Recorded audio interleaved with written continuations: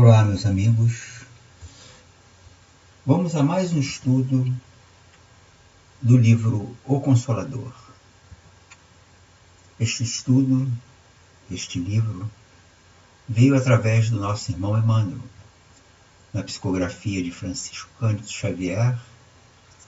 Estamos estudando a primeira parte, que trata das ciências fundamentais. E o nosso assunto é a psicologia.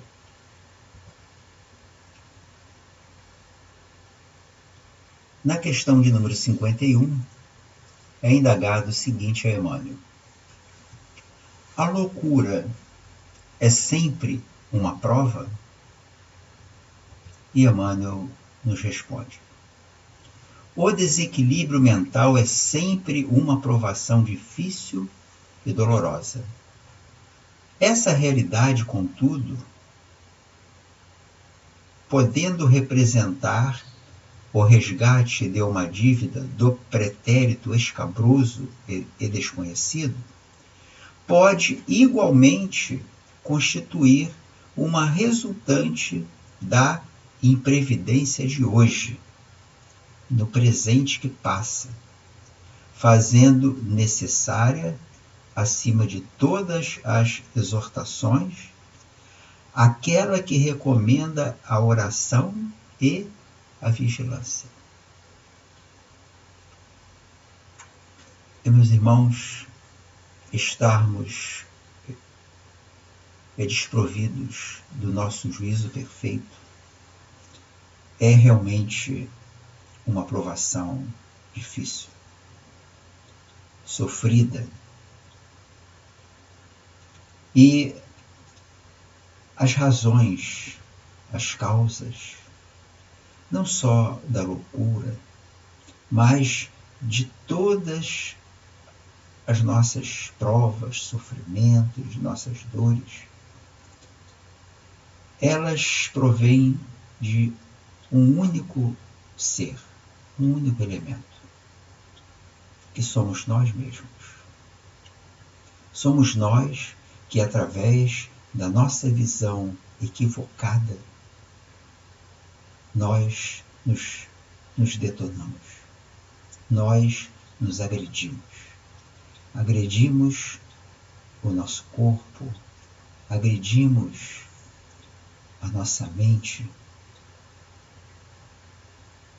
agredimos ao nosso mundo interno, ao mundo emocional. E aí vem o desequilíbrio mental. E essa situação, ela pode ser, como diz aqui, de uma dívida do pretérito. Se agimos fora da lei divina, teremos que retornar à estrada divina, ao eixo da lei. E aí, muitas vezes, em uma reencarnação, não conseguimos fazer este acerto. E este acerto ele fica para ser feito em uma próxima reencarnação, que pode não ser obrigatoriamente, não é obrigatoriamente a seguinte, logo a seguinte. Muitas vezes há todo um espaço, um lapso de reencarnações e de tempo a fim de que nos preparemos para determinados resgates, por serem eles muito pesados, muito dolorosos. E o espírito ele precisa estar fortalecido para poder passar por esta dificuldade. Então, a loucura ela pode ser um resgate de dívidas passadas. O que fizemos, nós não lembramos. E ainda bem que não lembramos, porque isso nos causaria uma enorme depressão. Nos causaria um estado de autopunição. E isto não é desejável. Agora, é como diz aqui Emmanuel, pode constituir também, não é, uma resultante da imprevidência do hoje. Nós podemos é desarrumar a nossa mente de várias maneiras, com sentimentos adversos. É aquela pessoa que parece que tem uma raiva introjetada de tudo que está à sua volta. E cospe fogo para todo lado. Agride a todos aqueles que se impuserem entre ele e o seu objetivo. E isto gera um estado de constante tensão física, emocional e mental. E aos poucos, a nossa raiva vai desconcertando, desarrumando a nossa mente. Muitas vezes o nosso cérebro físico, né, ele chega a ser afetado, as células, os neurônios que compõem esse cérebro são prejudicados. E aí entramos numa incapacidade de utilizar corretamente o nosso cérebro. E aí entramos na loucura. Então ela pode ser resultado de outras existências, mas também pode ser resultado do hoje, do agora, o que estamos fazendo conosco mesmo. Porque ninguém nos prejudica, ninguém nos detona. Somos nós mesmos, através das nossas ações contrárias à lei, que nos prejudicamos. E aqui temos mais uma questão, que é a questão de número 52. É indagado Emmanuel o seguinte: a alucinação é um fenômeno do cérebro ou do espírito? E Emmanuel responde: a alucinação é sempre um fenômeno intrinsecamente espiritual, mas pode nascer de perturbações estritamente orgânicas, que se façam reflexas no aparelho sensorial, viciando o instrumento dos sentidos, por onde o espírito se manifesta. Então, o estado de alucinação, que é próximo ao estado de loucura, e muitas vezes é semelhante ao estado de loucura, ela pode nascer de fatores orgânicos. Aí, neste caso, se ela vem de fatores orgânicos, é claro que Deus não comete erros. Deus não é injusto. E se há deficiências orgânicas que te levam a essas alucinações, elas têm uma causa. Se a causa não estiver no presente, com certeza encontraremos a causa no passado. Tudo que nos acontece é consequência da nossa forma de lidar, de viver e de sentir. Aonde nós estivermos, seja no campo espiritual, seja no campo físico, as nossas falhas geram essas situações de incapacidade, ou mental, ou física. Então, essas alucinações que nós chamamos, quando a ciência reconhecer a existência do espírito, o tratamento da loucura e da alucinação, ele já não será o mesmo. Ele será retratado de forma muito mais ampla, abrangendo não só as células que compõem o nosso corpo físico, mas também a nossa organização espiritual, a nossa mente.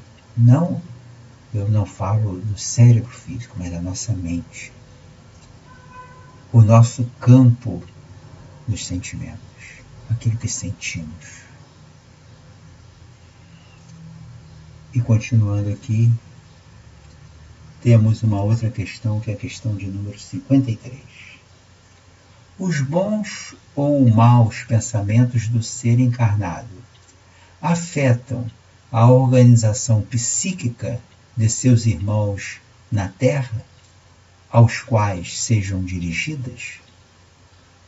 Quer dizer, se os bons ou maus pensamentos que nós emitimos alcançam as pessoas que estão à nossa volta ou as pessoas aos quais esses pensamentos se dirigem. Vamos ver aqui a resposta de Emmanuel. Os corações que oram e vigiam realmente, de acordo com as lições evangélicas, constroem a sua própria fortaleza para todos os movimentos de defesa espontânea. Meus irmãos, nossa defesa está em orar e vigiar. E, se assim o fizermos, estaremos a salvo de dissabores, de desequilíbrios, de dores e de tristezas. É o nosso escudo, é a nossa defesa. Orar e vigiar. Mas orar e vigiar é vigiar não ao próximo, vigiar a nós mesmos. Nós temos que verificar aonde nós estamos errando, para fazermos as retificações que são estritamente necessárias para que possamos evoluir, senão nós paramos no meio do caminho. Se não nos livrarmos destes elementos que retardam, que atrapalham, que muitas vezes impedem completamente o nosso caminhar. Então, orar, elevar o pensamento a Jesus, a Deus, e vigiar. Vigiar aquele ser que aparece lá no espelho quando a gente está em frente a ele. Somos nós mesmos que precisamos nos vigiar. Continua aqui Emmanuel respondendo. Os bons pensamentos produzem sempre o máximo bem sobre aqueles que representam os seus objetivos, por se enquadrarem na essência da lei única, que é o amor, em todas as divinas manifestações. Vejam a força do nosso pensamento. E se ele for um bom pensamento, a força é muito mais intensa. O escudo que se forma de proteção para aquele que trabalha com os bons pensamentos é um escudo de alta resistência aos ataques, às energias negativas que estão à nossa volta. Nosso planeta não é um planeta feliz, um planeta avançado. Os espíritos nos dizem que é um planeta primitivo. O que nós vemos aqui? Ouçamos o noticiário. Ouvimos só notícias boas? A grande maioria das ocorrências desse planeta são de notícias ruins. Ah, mas tem muita gente boa? Tem. Mas tem muito mais pessoas equivocadas. E muitas vezes têm uma vida comum que aparentemente são boas pessoas. Mas só vamos conhecê-las se nos aproximarmos suficientemente delas. Quer conhecer alguém? Fique embaixo do mesmo teto que ele durante algum tempo. Aí você vai conhecer. Porque na vida de aparências, todos fazem rosto de anjo. Mas na vida comum, a máscara não se sustenta. Então, nós ainda cometemos muitos erros. Não vamos nos iludir em relação a isso. Nós somos ainda muito ignorantes. Muito mesmo ignorantes. E aqui diz: os de natureza inferior podem afetar o seu objeto em identidade de circunstâncias, quando a criatura se faz credora desses choques dolorosos na justiça das compensações. Então, os pensamentos negativos, eles podem afetar o objeto para o qual emitimos esse pensamento, que é negativo, mas só se o nosso alvo estiver na mesma faixa vibratória. Se eu emitir um pensamento negativo para uma pessoa boa, saudável mentalmente, espiritualmente, que mantém os seus pensamentos elevados, vai bater e volta. Não chega lá. Não há sintonia. É como nós vemos nos aparelhos de rádio, onde você sintoniza determinada estação. Aí o seu aparelhinho capta aquelas energias, aqueles sinais, né? Aquelas ondas. E aí você entra em contato com a estação. Se você trocar o seu dial ali, você não pega mais aquela estação. Então, quando nós estamos com nossa sintonia voltadas para o mal, nós vamos receber essas estações maléficas. Nós vamos entrar em contato com todos esses malefícios. Então, só depende de nós, única, exclusivamente de nós. Vamos sintonizar nossa mente com o bem. Vamos elevar nossas energias através de vibrações positivas recomendadas pelo Mestre Jesus. E aí estaremos totalmente protegidos. E continua aqui Emmanuel nesta resposta. Sobre todos os feitos dessa natureza, todavia, prevalece a providência divina, que opera a execução de seus desígnios de equidade, com misericórdia e sabedoria. Então, tudo isto que nós aqui falamos sobre as emissões de energias, aliás, todo o universo, tudo, exatamente tudo, está sob a providência divina. A providência divina, ela prevalece sobre tudo e sobre todos.